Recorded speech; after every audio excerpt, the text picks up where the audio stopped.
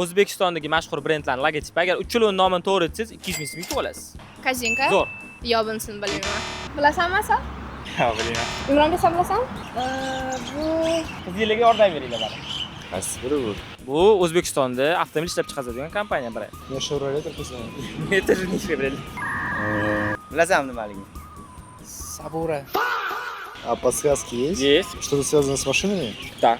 Bu yuk avtomobillariga o'xshagan, ya'ni avtomobil ishlab chiqaradigan kompaniya. Zo'r, Samavto.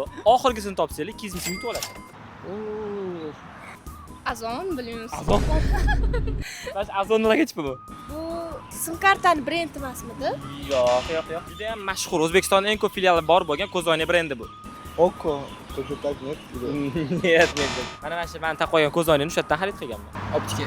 Optika, lekin nomi optika emas faqat. O'ylab ko'rsangiz topishingiz mumkin lekin, juda ham oson nomi, даже bilmagan taqdirda ham topa olasizlar nomini.